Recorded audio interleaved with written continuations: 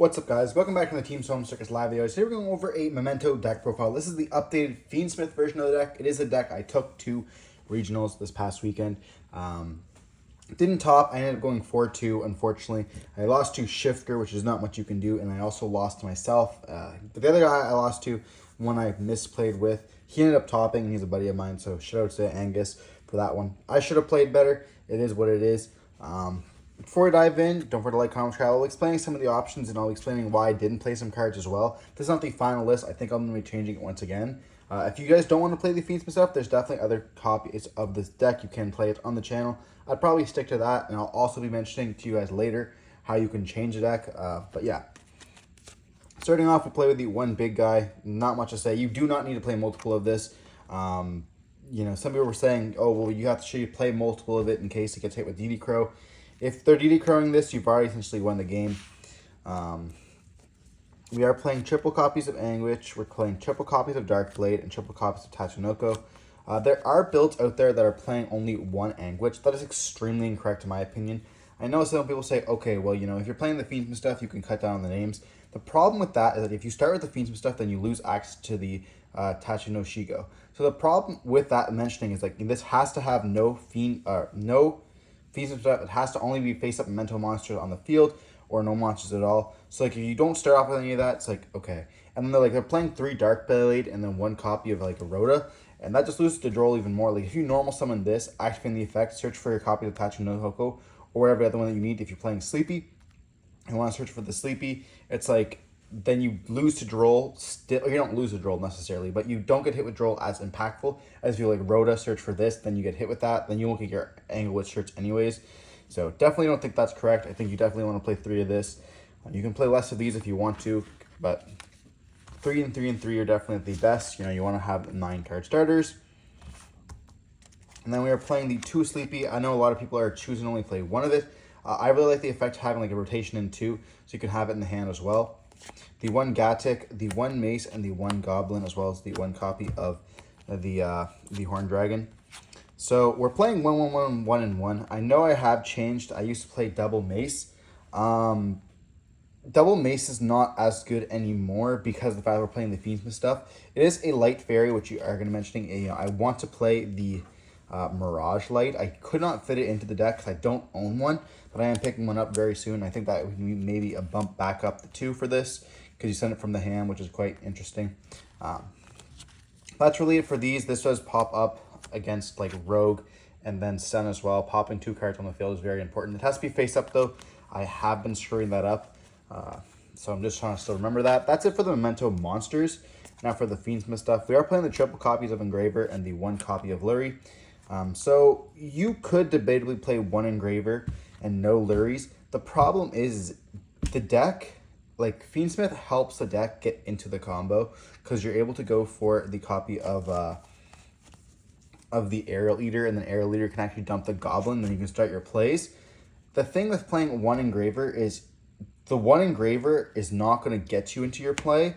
You'll have to go for a copy of the Moon, and then Moon bring out an Engraver, and then like that's just, you're playing anyways at that point, so you might as well just go for other lines, which gets you into better stuff than playing for that, so that's kind of important to note.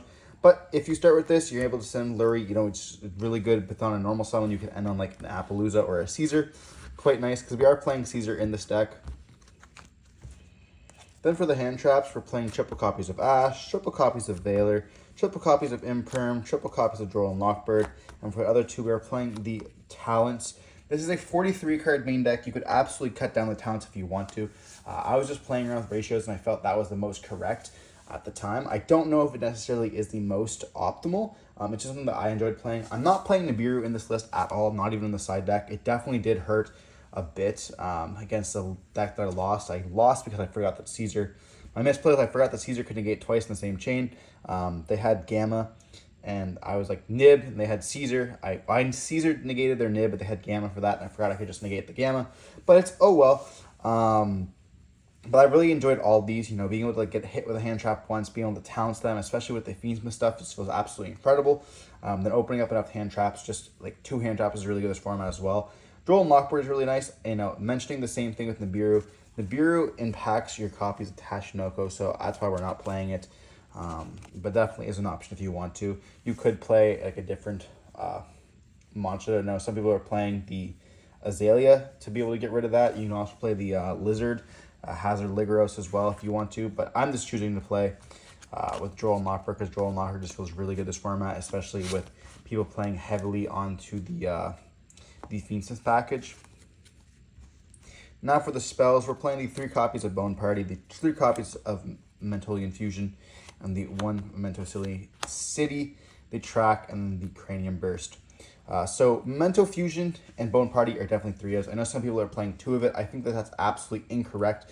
Once again, like Fusion is absolutely insane. If you have it in the hand, you're able to search for another one. You'll be able to set like either this or this. They're in phase depending on where you want to go to. It never hurts having 2 of these unless you're like your hand's absolutely dog shit.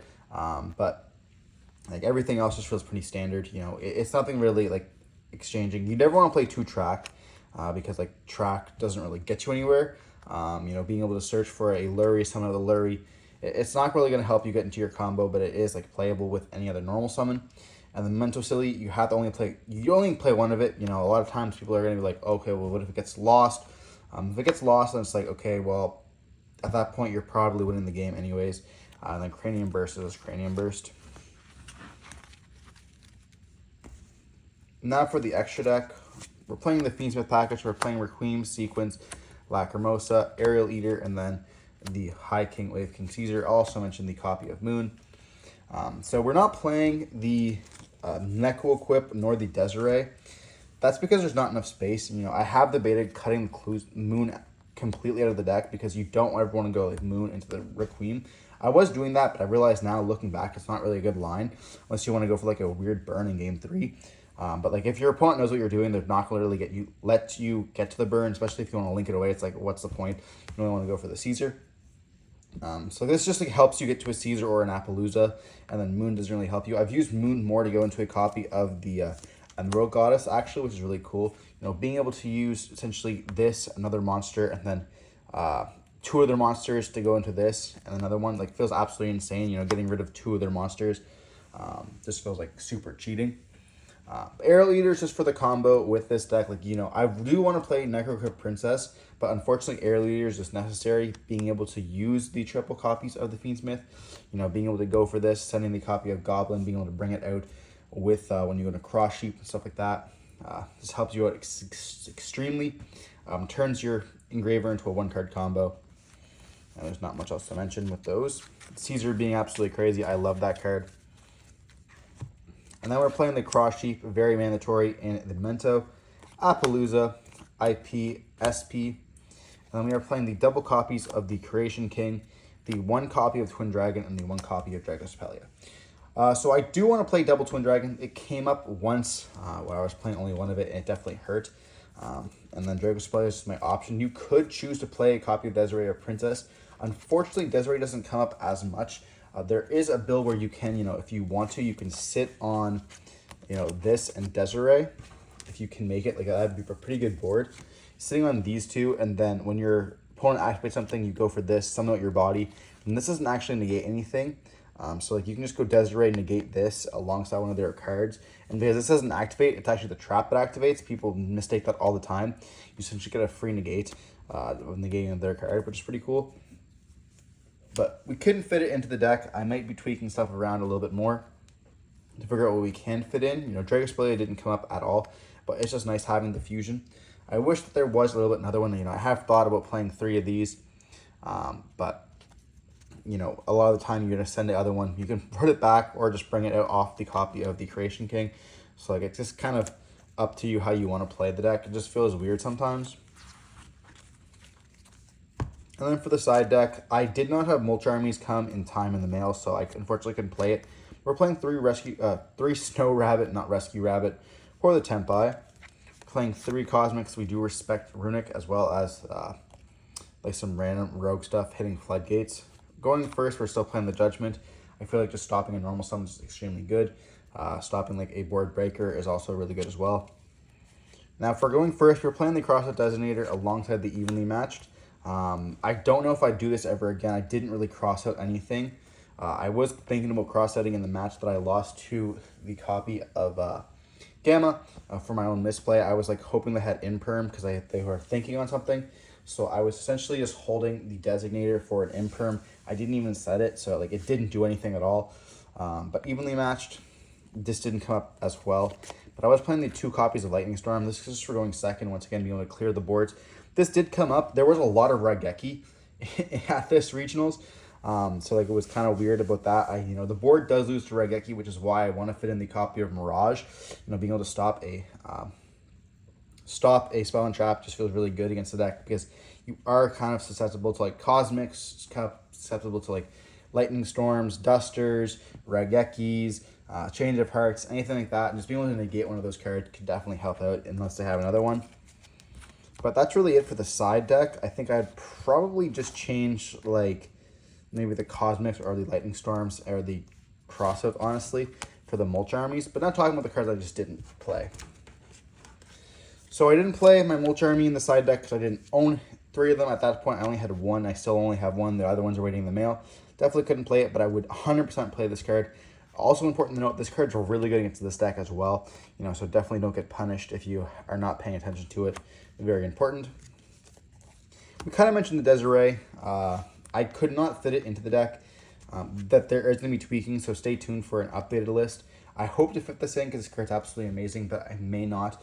A lot of the times you don't enter on with the Fiendsmith stuff. The Fiendsmith stuff is just supposed to aid your Memento stuff to get into or just make your board a little bit better. We're not playing the Necrocrypt Princess. Once again, I want to mention that this card would help you out significantly. Like that would make your Fiendsmith a 1-card combo. Unfortunately, it's just not exactly in the deck, which is like kind of why this deck is a little bit weaker than Snake Eyes, because you can't afford to play all those cards. You have to play like 2 of the fusions. You have to play a bunch of other stuff as well. So like that's important to note. We're not playing the Guardian Chimera just because I didn't feel like this deck needed more pops. You pop a lot with the copies of the fusion. You pop or you negate with other stuff. You steal. I didn't feel like it was 100% necessary to go into this, and I'm glad a lot of other people are also agreeing with me. And now for the second Twin Dragon, I couldn't fit it in. Like both of these cards here, I wish I could fit into the deck. I don't really want to take out IP or SP. I might take out the copy of the Draco Sepelia and the Moon, like I mentioned earlier, and maybe even the copy of Underworld Goddess. I just know that the moment I take out Underworld Goddess, I'm going to need it. Therefore, it kind of feels bad. And then I'll mention this card here as well. So this is a card that people are playing, the Fracture Dance. This card, honestly, is like feels the same way as playing 3 copies of the Fusion. I don't feel like this is necessary. It kind of goes in the same line with the Guardian Chimera, where this card just doesn't feel really good at all. It is like a blackout, but unfortunately it just doesn't do very much. Destroying a bunch of stuff, and then like you destroy 2 cards essentially if you control a Memento, and then of course if you control the big guy, you destroy another one. So like I just don't find that it's that good. And then the graveyard effect doesn't really feel like it does anything. Making them lose 1,000 attack doesn't really mean anything when they have to attack on the Creation King. I guess it could come up against Tempai, but most of the time they're not taking damage anyways. Doesn't really feel like it's that important. And siding it in, just going to go first, there's just more impactful cards. Like I'd rather always see a Judgment or even a Strike over this card. That's really it for the deck profile. If there's anything you guys want to know, let me know in the comment section down below. I'll definitely mention it. I do really enjoy the Memento deck at this format. I'm going to be experimenting with it more, probably with the Fiendsmith still. But if you guys don't want to be playing the Fiendsmith stuff, like I mentioned earlier, there's lots of different decks you can play, or there's different versions of this deck you can play. Pure is very, very good. So definitely check out another video that I have in the channel. I might link it into the description below if I do remember to do that. But there'll definitely be Memento stuff on this deck, on this channel, without the Fiendsmith stuff. So stay tuned for that. Don't forget to stay safe. Peace.